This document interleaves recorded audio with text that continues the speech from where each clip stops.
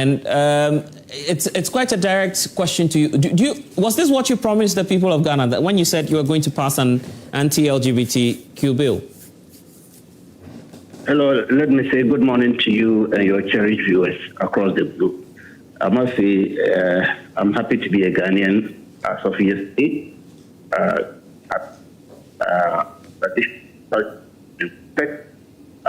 The NDC, let's congratulate our MPs, His Excellency John Dramani Mahama, for doing us good. I mean, for making sure that this law has come to pass.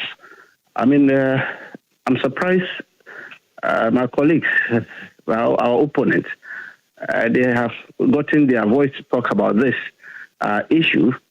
I'm so surprised. I mean, the hypocrisy in this country is legendary. I mean, it's becoming too many, too many. So interesting. My brother, these people, they had 8 years to pass the law. 8 damn good years to pass the law. Even when it was unanimous in Parliament. Don't forget, my worthy brother, Honorable Afenyo Markin, was the majority leader in Parliament. When they passed it, they had all the opportunity to do amendment if they so wish. Didn't they see all these clauses in the bill at that time? They saw it, they went ahead, and they passed it. And to the Constitution, if a bill is passed, it gets to the presidency. The presidency has all the opportunity. In fact, it's law for the presidency not to assent to it by giving reason. He has to give a written reason why he will not assent to such a bill. And his reason at that time could have included some of these things that they are talking about. And then it would have been brought back to Parliament. And Parliament would have to consider those things.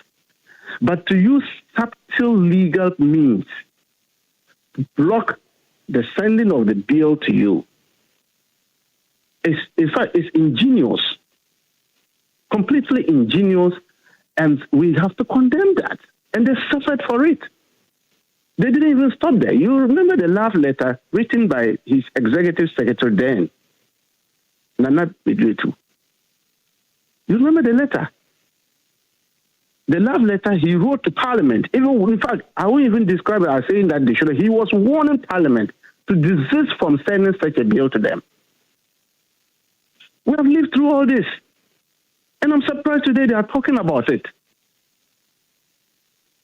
We have a culture and a tradition to protect Africa. The expression is that it's not coming in the same form as it was. Which form are they talking about? I don't know the people. When they're talking about form, which form are they talking? I don't know the same promoters signed by them. And when they were signing the whole thing, what did they say? Subject to the Constitution. When they are saying subject to the Constitution, you are going to make sure that whatever you are doing is not in variance with our Constitution. Any bill that you are bringing or you are promoting in Parliament should not be to the Constitution. That is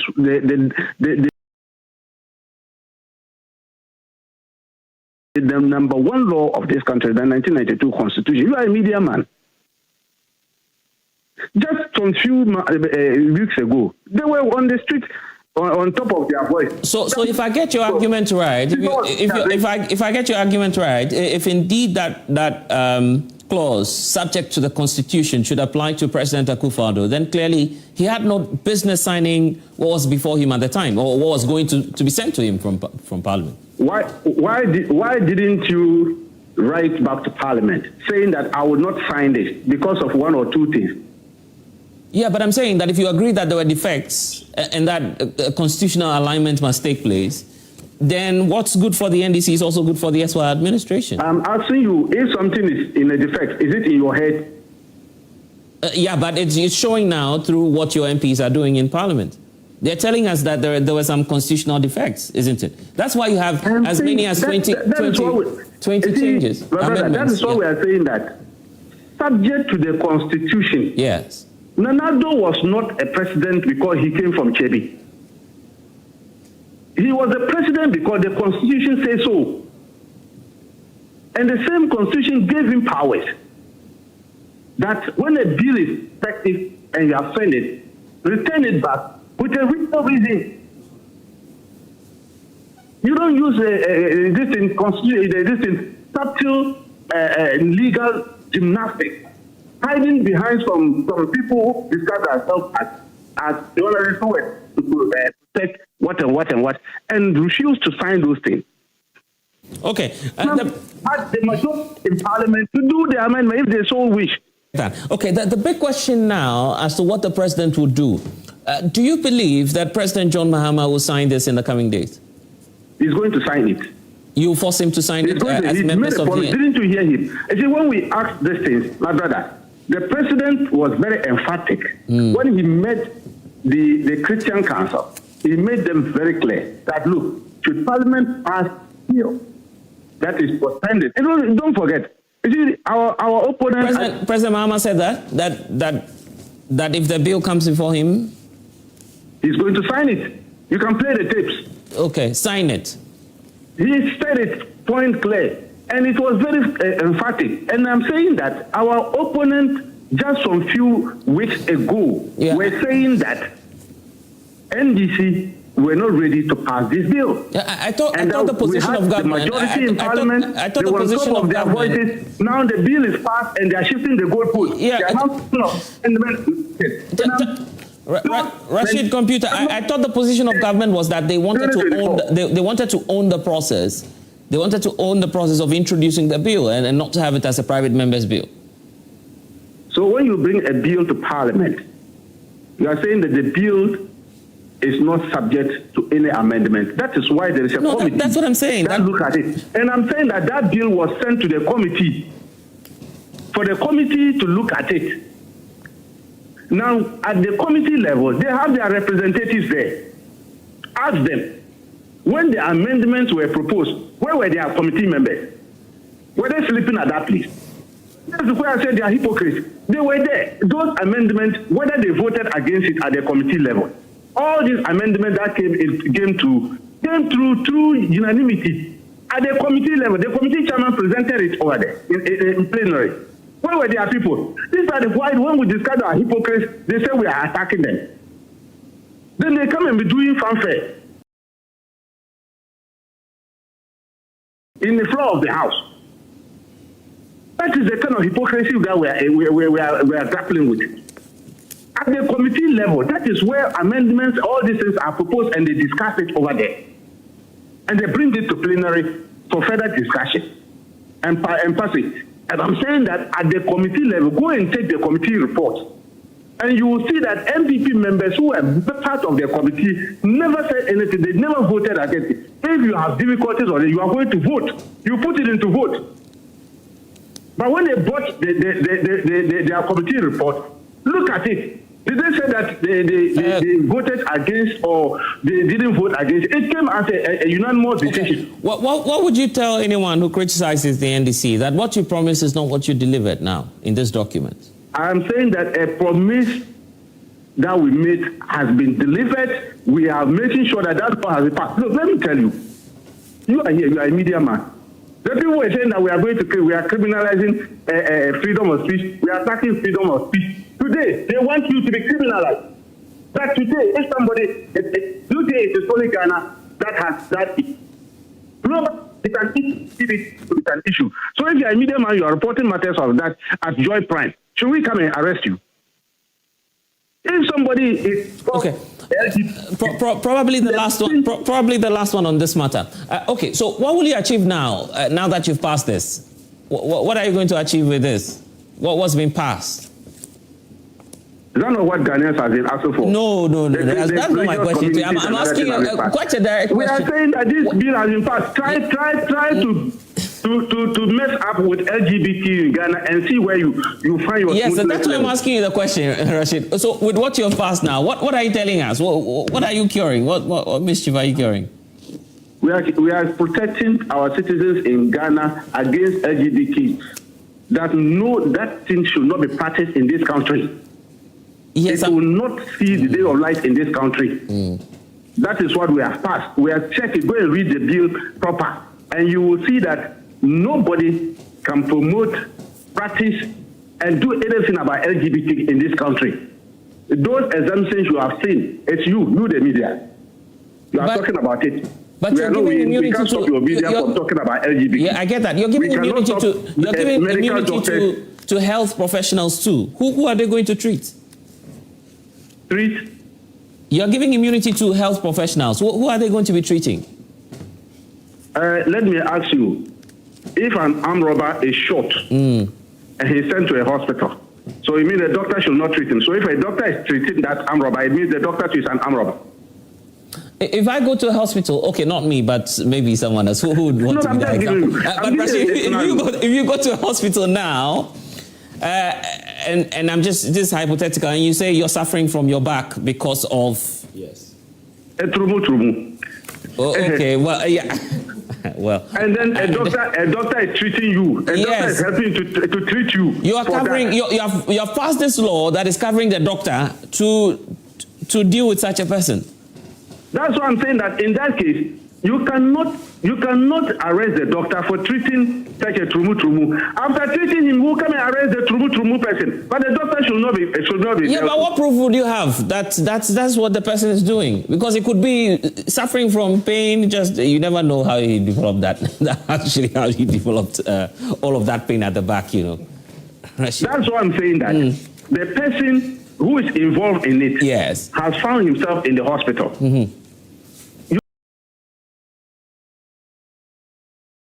You cannot arrest the doctor for treating him. Yes, that will be even an indication that we have gotten a criminal there to arrest. So in that simply case, because the person you will hand it over to the security agent. Simply because the person is feeling pains at the back. Where do you get that from your Rashid. Rashid, I'll come up to you on that. Some of these things you go through diagnostic. Yeah, so the doctor will have to determine medically that's clinical diagnosis that this is what happened. And don't forget that at the clinical level, before a doctor arrives at a diagnosis, you need to engage the patient. Sometimes he might be lying to you, but you can find a way of arriving at such conclusions. You know that it is established in this country that an expert opinion would not entirely be considered by a judge to say, well, that's the reason for which we should go ahead and prosecute. Oh, no. If you go to court, they take medical reports. Yes, but I'm saying it's persuasive. Exactly, just to influence the decision. That's what I'm saying. But any serious judge will pay attention to. Yes, they'll pay attention to it. But you understand? But you see, this particular issue you keep repeating, I'm even surprised because are you saying that somebody engages in LGBT act and the person goes to the hospital, the doctor who attends to that person should be criminalized or should be jailed? Is that your point?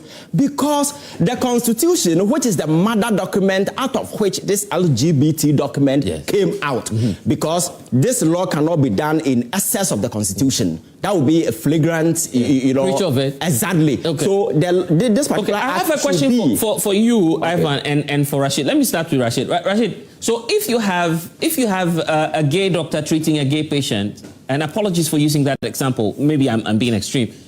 What will happen then? Who will report who? You see, let's set the question very straight. First, your premise is a gay doctor. That's an illegal. According to the law. Yeah, but he's not going to tell you. He's not going to tell you that that's what he's doing. I mean, you don't expect someone to just come to knowing that it's a crime now. You have said, if you say a gay doctor, such a person already be penalized law. There is no gay practice in Ghana as of now. Okay. And so if you decide as a doctor, I'm according to the law. So that one doesn't even right. Are you saying there's no homosexual in Ghana? Is that what you're telling us? A gay doctor, the law will catch. Are you saying there's no homosexual in this country? Yeah, what? Are you saying there's no gay, there's no homosexual in this country? Is that what you're saying? We don't have gay doctors in Ghana. You know that for There's a fact? There's nothing like that in this country. You know that for a fact, or you're just guessing?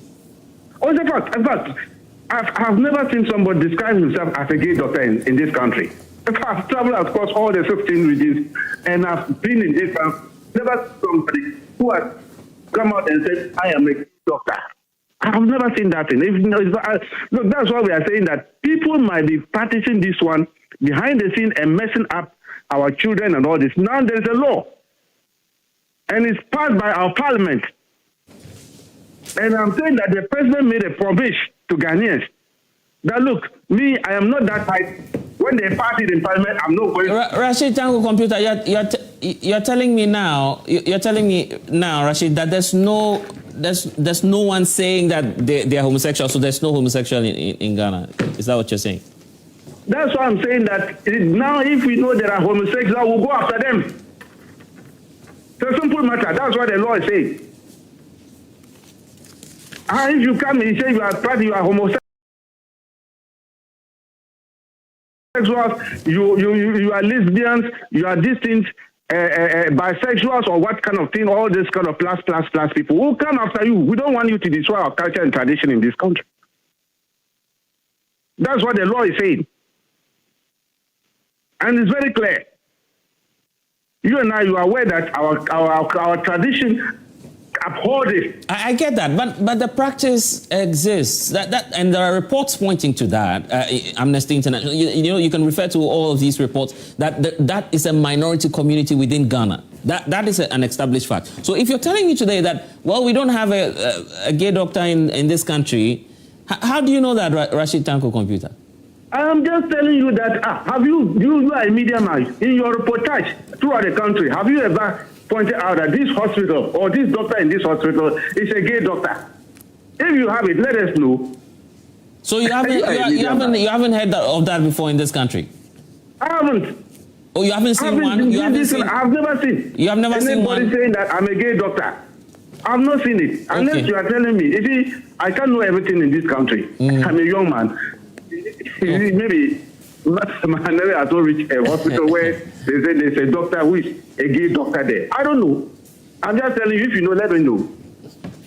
Yeah, but me too, I don't know. So so that is so it doesn't exist in Ghana. Only that we know that yes, people are saying that people are practicing this. There's a small community, they are hiding and doing their own thing. Now, you cannot even hide and do it. It's the law of catch up with you. We are saying that please, stop it. Okay. In this our country, we don't want this thing to happen. I see. That is why we have our parliament. They are our representatives. Okay, great. The 200 something, they are representatives. Yeah. They are saying that, oh yeah, we don't want this. We don't want it. Okay. And so we have to go by it. Okay. Yeah, your question. Yeah, you are venturing into a realm of assumptions, but no I'm law. I'm assuming that there's no one who can be a doctor. The thing is that no law is designed as a remedy for individual assumptions. It is never done anything. Yeah, but we're not. So in the case of a doctor gay thing. Yes. Who's going to report? There are doctors who have set up medical facilities elsewhere and they treat criminals. You understand? So there are people who practice pseudo medicine. These are things the law cannot envisage. These are assumptions that happens on the sidelines. Right. But in reality, the thing is that you cannot criminalize somebody's services to a patient because the person is gay. That is the fundamental point, because the law, the Constitution, which is the mother law of the land, allows everybody to have access to care. You understand? So even if the person, I thought we're enjoined to report criminality. Exactly. So that's what I'm telling you. But who said the doctors are not going to report? How do you know he will report? But have they been reporting the gunshot cases? Have they? If they do, then why would this thing be an exception? You understand? So these assumptions and supposition cannot rob this law of its efficacy or its value. You understand? You may have concerns. So you and Rashid Computer are telling us that we don't have a homosexual doctor? No, that is not my point. Okay. But the point is that the same way we have criminals, the same way we have criminal doctors somewhere, we may have criminal gay. We may have gay who may condone on some of these, because the gunshot, there are some who don't even report. You understand? We may have those genuine instances, but cannot take away the value of the discussion we're having here. Yeah. The point is that these individuals render care to these individuals. They are constitutionally mandated to render this care. When they come, they also also have a duty. So if you're a doctor and somebody comes to your facility and you are able to diagnose or find out through your engagement, the person says that he is this, it is your job to report because it is criminal. And again, if somebody comes to you as a lawyer for a representation because that person has been accused, that for all you know, until proven guilty, the person may not be, so you need to represent the person to argue the person's position out. And that is constitutional because the Constitution also allows anybody who has been accused to have that particular hearing. You understand? Yeah, so I think this petty politics seeking you're calling it petty. It's petty. And I'm back to Parliament. I think the language, the posturing need to change in Parliament because young people, because I watch the two leaders throwing babies tantrums here and there. I think it's quite unfortunate because you see, young people are following whatever that is happening. This back and forth, indecent language, this babies tantrums being thrown here and there. It is not. What the Ghanaian is interested in is the quality of discussion that will ensue in that particular house. And that is the uttermost relevance that the average Ghanaian is seeking. So if they are debating, what else should they do? Debate? Yeah, but they are debating. They are MPs. No. But you can debate. Yeah. So if sitting here, we are debating. A challenge, sitting here, aren't we debating? Yeah, but are we throwing baby tantrums? Are we throwing baby tantrums? Using words? But if the minority is not happy with some portions, they should be able to raise that. Definitely. You see, I'm not saying that they. So who is being childlike? But I think that is why the minority leader used the word childish. You understand? Some of these things is totally unnecessary. For me, I think we need to dwell on the quality of the bill. If you have concerns, you can raise it in a way without you engaging in some of these things. For me, it is just a desperate attempt just to rob the bill of its whatever, because maybe previously they failed to pass it and today it has been passed and people are just doing anything possible to do politics. For me and the average Ghanaian out there who wanted LGBT bill, today it has been passed. We are looking forward to the president to see what he will be. Exactly. And the president has given his assurance that he is going to sign. For me, that is a good point. People may have concerns about clauses, whatever. I'm saying there is no perfect law. Even the Constitution consistently is being subjected to amendment and the horrors of process. Evan, this is getting heated, but let me bring in Atik Mohammed with the New Patriotic Party. Atigya, apologies, good friend of mine actually. So good to have you. He's also vying for one of the positions within the NPP. So when that time comes, when they open the floodgates in the courts, maybe the delegates will all be gone. So probably Ivan will come and vote for you. Anyway, welcome to the program. So let's get to it. Thank you. Have you spoken to Dr. Bawumia? What would he have done if we gave this document to him? I'm sure you met him last week too, because I heard there was some grassroots engagement. Well, I wasn't part of that. Oh, so you missed it. You would have asked him, right? I already know his position. Oh, you already know Dr. Mahamadu Bawumia's position on this. Okay. On this matter. Yeah. If Dr. Mahamadu Bawumia were to be president today, what would he do with this document? I think that he will go by the previous document that was sent to him. That was sent to President. That was supposed to be sent to President Akufo Addo, because you would have received that document. I'm saying that let's be factual on this matter. Really? President Akufo Addo never ever accepted the bill. It never got to him. Never, ever. Never. But he stopped it. And I'm saying, no, when you say he stopped it, how did he stop it? But you issued a warning to MPs. Warning to which MP? The Speaker of the House, telling him that don't transmit the document. That's what you did. No, it is not true. No document was transmitted. So what happened? No document was transmitted. Did you ever hear that there was a document placed on the... So Bediatuo's document, Bediatuo's letter, what was it about? Bediatuo's letter was raising concern on the issue of Richard Sky in court. That was the yes, and so for that, so was it Akufo Addo or Bediatuo who told Richard Sky to go to court? How would the executive secretary I'm saying that was it Akufo Addo? He was saying that those legal issues to be dealt with. So if there is an injunction on an issue, will he take it to court? Will he expect to sign? Why would the executive secretary to a president issue a letter without the president's knowledge? Would that ever happen? It won't happen. It won't happen. So that's what I'm telling you. So were there legal issues on it or not? Was there a legal barrier or not? Simple question. Was there a legal barrier from Richard Sky challenging that bill or not? There wasn't an injunction, was there? The issue was in court. So if the issue is in court, you expect the president to ascend his signature. Yeah, but the president wasn't injuncted from acting. He has absolute power. So on what absolute power? So it had no limitation to the court. Oh, is that what you are saying? That the president wasn't injuncted at the time. Let us play the game of second on this matter. What is West? It is on record that no document of such was given to President Akufo Addo. That is a fact. It wasn't placed in front of him like this. President signed, and he says, "No." If we should I'm saying that no document of that such was transmitted to President Akufo Addo. That is a fact. Secondly, I am saying that if Bawumia had become president, and that document had been sent to him, he would have signed it. He won't sign this one. He won't sign the NDC one. He won't sign this one. You know why he won't sign it?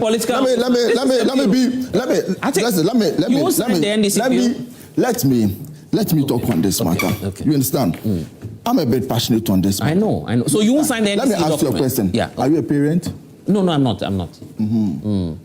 Is he a parent? Probably, but you are. Obviously. Is anybody a parent here? You are. You should be. All right. Okay. Yeah. So I want to. So tell us about your lived experience. I want to address this issue as a parent, not a politician. You see, I attended a boys' school. All right, and during my days, I was a prefect. There were issues of homosexuality that came to us, and people were dismissed. The seniors who were our predecessors also had same issue coming to them, and people were dismissed. That happens in every boys' school. In every boys' school, you understand? And some girls' school. This issue of homosexuality didn't start today. It is not a new canker. It existed way before the formation of the countries of the world. You understand? So this is not a new thing.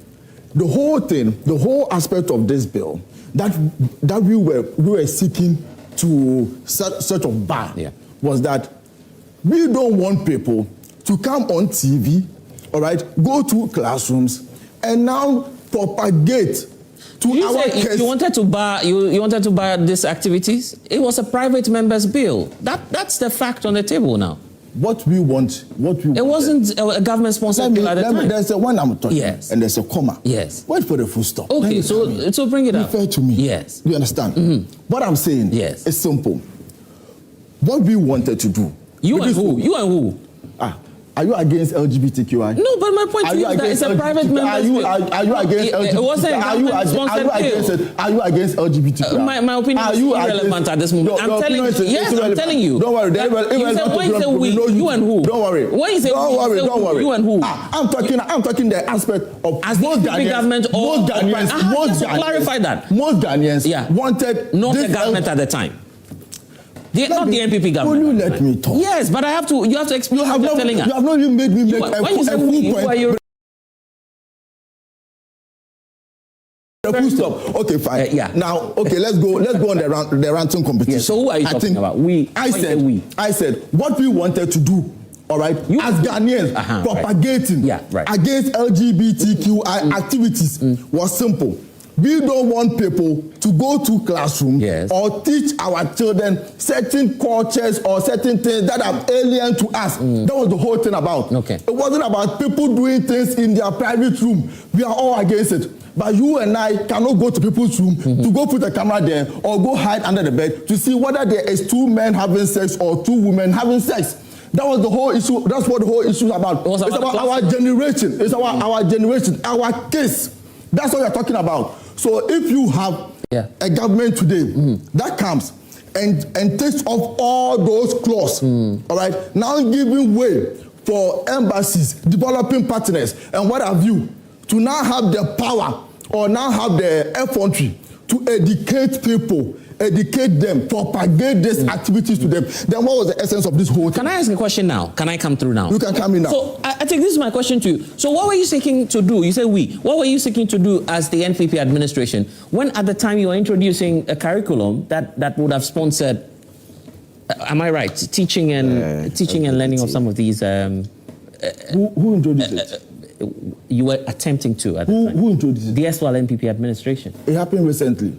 Didn't the government come out to say that? Oh, they've also brought it back? Didn't the government come out to say that this one was a proposal somebody made to them, but it wasn't, yes? Okay. So your time to it was a proposal. I'm just asking. There was a proposal. Okay. So why were you considering... So when you say introduce a curriculum, did it pass through the stages of how curriculum... No, but the ministry was clear at the time, and that's why I'm... What the ministry said, did you see them in classrooms? You know, don't be falling to this kind of propaganda. Now, let me continue my issue. Look, when you tell me that the basis of going for this LGBTQ act and all that is because we don't want our case to go into this kind of activities, or we don't want people who are alien to our culture or our thinking to come and teach our case new things that we do not support, our culture do not support. And today, you have a government that comes, and what they do is they take all those parts off. Everything is off? Oh, that part, I think clause 9 or so, they take it off. And I permit you to read. And this is the document here before permit us. Me, the permit reason me. Why we brought it here is here. You know, you can have this. Permit me. You can share the document today. The 9 is talking about promoting. Permit me to read. The previous one, the 962. It's about propagation and promotion. It's the 962 amend the earlier. Yeah, that's the same thing here. Yes. Now, when you take, it's not about education, is it? It's not about what?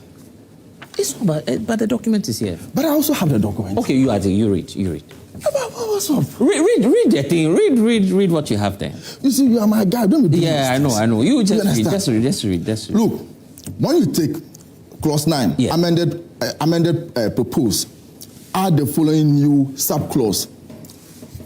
Then comes to A, the provision of legal service or legal representation. B, submissions or representations made to cause... No. That's a different matter, is it? Which one is a different matter? I am building my point. I'll go for the proposed one. Okay. Then I come to the new one, the old one, and you are not telling me that's not the case. Are you the one building my point for me? Yeah, but I'm helping you. No. Like what's up? Okay, I won't help you. Just go ahead with your point. Just go ahead. I'm just helping you. No. You're not being fair today. You're not being fair. Helping you. Okay. When you interject me again, I'll not mind anything. I'll keep on saying my thing. Just go ahead. Sorry. Just go ahead. Okay. Yeah, read again. So, then the dissemination of information by the governmental bodies, non-governmental organizations, development partners, or other bodies engaged in delivery of health service or health-related program, the provision of medical, surgical, and psychological or counseling service in accordance with the accepted professional practices. Then come to the F, reporting of news or current affairs by media house or journalists in the ordinary course of journalism. Now, this is the proposed. This is the new one. All right. This is what it seeks to repeal from the old one. You understand? What we said in the old one was that all these things, all this propagation, were all supposed to be criminal. So when you, as a journalist, sit here in the name of education and you are propagating, we are saying that we don't want to even give that loophole for you to even use that loophole to do whatever you want to see or promote LGBTQ activities. So in the old bill, what we did was that promoting of it, speaking of it, all right, was criminal, was criminalizing it. Now, what this new one seeks to do is to give way for the media, to give way for the media, to give way for developing partners to now come in a way in the name of education, and they'll be propagating LGBTQ. So number 10. So now what this bill rather seeks to do, all right, is empower them to rather now propagate it. Okay. That is our position. Fair enough. Let me ask you 2 questions on that. If you go to 10, can you turn to 10? You have the document with you. 10 is saying that subject to this constitution, and I was raising that earlier. If you're subjecting everything to the constitution, then human rights, free speech should be respected, isn't it? And number 2, because I know you have a nice way of answering my questions. When President Akufo Addo was saying, well, at the time he was in London, there was no energy and collective action against it. Now it's become law in those developed societies where you can't criminalize activities of same-sex people, and that if the pressure mounts, Evan, I hope I'm getting his quotes right. If the pressure mounts, maybe it is bound to happen. I guess that's what he said. So how do you then compare that to these two issues you're raising? I want to talk about free speech. Recently, there are people who also who even prayed that the president should die, and the person, I think that lady was arrested. I think she's within the legal process. She prayed. She prayed to God. She didn't pray to a human being. All right, and you and I don't have evidence of an existence of a God, but it's just an imagination or a belief. Hold on. That was a free speech. So that free speech has a limitation. It is the same way that it was in the old act. What am I talking about? So free speech means that you can say anything that you want. We are saying that don't propagate LGBTQ activities on the media, whichever way. And you are not the first country to go by this. The other African countries have done it. When you go to the Arabian countries, haven't they done it? In Saudi Arabia, do you have a better relationship with the United States than Saudi Arabia? But can you go to Saudi Arabia and even click on the, sx.com and get porn videos to watch? It won't happen. It won't come. It won't come. It's the same way with other countries within the Middle East that has a very good relationship with the United States. So what prevents you from also having that bar? What prevents you? So are you saying you're not happy that we at least? I am not happy as a parent for someone to now have the power to get to classroom or meet my children at a picnic or wherever it is, organize it, and be propagating to them. Right. And when they do it, because now there is a legal document stating that they have the right to do it, it means that I cannot go after the person. Okay. That is why I have a problem with. Okay. That is why I have a reservation with. And also, when I was listening to. Yeah, but because of time. There's no because of time. When I was listening to Ivan, he said, what prevented Ntim Fojo from making his point in relation to the bill. Ntim Fojo told me that he raised reservations vigorously at the committee level. And he raised his reservation on the floor of Parliament, and all were ignored because really?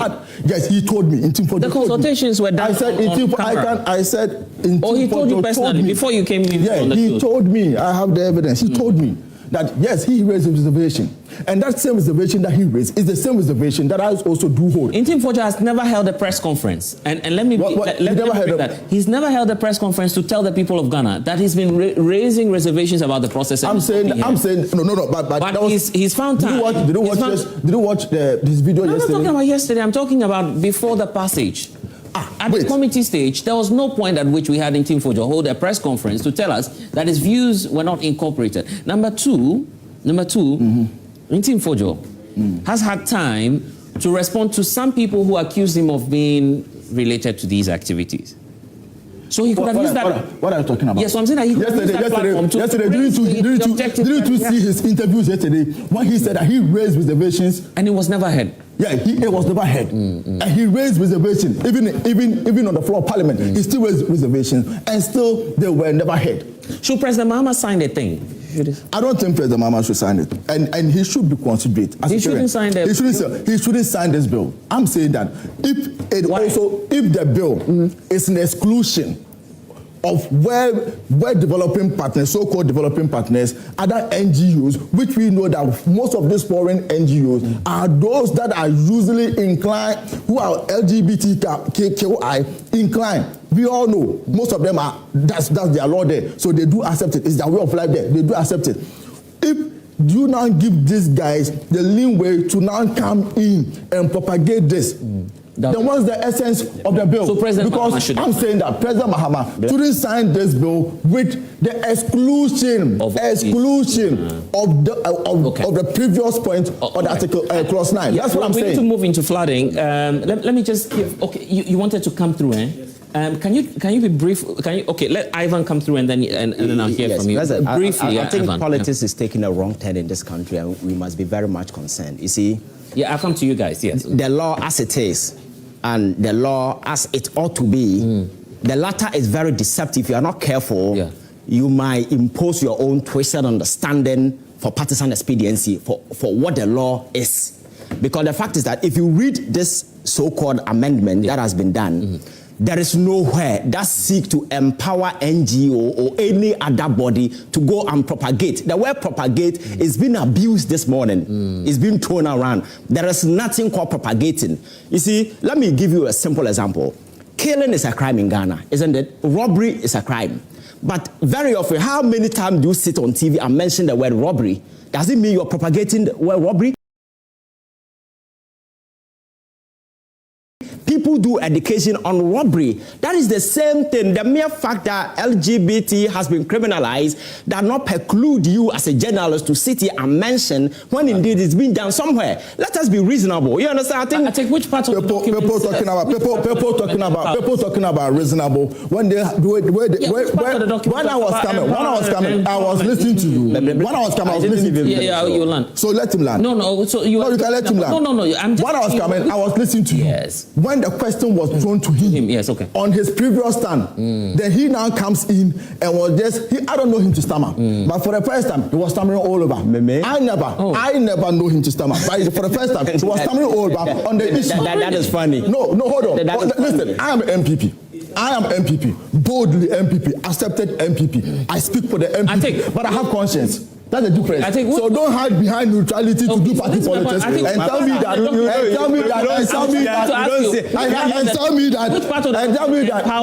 Which part of the document? I am saying which part of the document says people can. You were here. We were here when I read. It's a lie. There's something that has been written for them, and they're just lying all around. People from foreign nationals, people from NGOs abroad, coming to propagate to people. That is what I'm saying. Why in the law? The question is, why in the law of the document says they can? Didn't I read it to you right now? You read 9, and you said 9 was excluded, which gives. It's a lie. And I said it gives a leeway. I said technicality. So when I'm speaking, you listen. You don't listen. Listen when I talk. There's a gentleman behind there. 30 seconds. Then we can talk about flooding them. The passage of the legislation is one-way stage of democratic process. The more important question is to whether the law can withstand constitutional scrutiny and practical implementation challenge. Because looking at it, we have provisions in the 1992 Constitution that gives freedom of speech, association, and other stuff. So we need to look at those particular ones too. Thanks. Okay, I get that. And you are going to come through this one? Yeah. Okay, I was saying that, you see, one of the biggest way in promoting is education. You can never, if I want to promote my brand, I have to educate you on how it goes and how it does. So if you are expunging some of the, clauses from this old bill and then bring it out a new bill, which means that exactly this is something that we actually want. It's not what the Ghanaians want. So I want to ask the first question: what is the reason of expunging all those? Like the clauses, the clauses from it. The argument is about subject to the Constitution, which I was asking Atik. Maybe he would address that later. But you see, Sinaivan was saying something about. He was talking about the fact that why should we talk about robbery and then we shouldn't talk about LGBTQ. You can't compare robbery to because it is morally against our norms, our values as normal human beings. Which one is against our values? Which one? LGBT. Yeah. And robbery doesn't? Robbery does, but robbery is against humanity. Okay. But it's the same, isn't it? The values. It looks as if I find it difficult understanding Ivan today. Okay. Because all his stance has been, I've been here listening to him. Oh, you watched him? Yes. And then he talks about the subtle way of they promoting it. That's the media. Okay. And here lies the case that movies. He even talked about Netflix. Yes. So here lies the case that if those things are expunged from the bill, then what's the essence? Because we all know. Okay. Let's not play the ostrich. We all know that back in SH, we all know those who are into it. But then you cannot go and say that this person is into it. So we wait for the person to come here, maybe in the media, to say that. But according to Rashid Computer and Ivan, nobody has ever owned up to be one. Then maybe they are playing the ostrich. We don't have one. Maybe they are, because Clearly, we all know. We've been in SHS. We know those. You guys said the possibility of having a gay doctor doesn't even exist. Yeah. Who, me? I never said that. Okay. I think it's possible. Yes, Rashid. Yeah, Rashid. Yeah. No, he didn't say that. He did not. Yeah, he did speak not. on it. It was Rashid. Yeah. So if you are here saying that the person can do whatever he wants to do, when he comes to the media because there's freedom of speech, then we should allow them. Then there are certain things that... You see, don't twist the words and exaggerate them. Listen, I have never said that anybody can just take the media stage and say some of these things. But the point is that the LGBT, despite the fact that it has been criminalized, people might still educate people on it. It could be on the side of you not the reason why you should not be engaging in some of these things. Its consequences and whatever. You understand? That is the education. So don't use the word propagating. Right. Propagating will fall lies squarely on the doors of the advocates who engage in some of these. So I think we need to draw that clear distinction. Okay. You understand? Right. You know what? Politics is meddling this whole thing. Because and I think it's part of... Thanks for watching. Like and share the video. You can also drop your comment. Please don't forget to subscribe. Click on the bell to turn on the notification.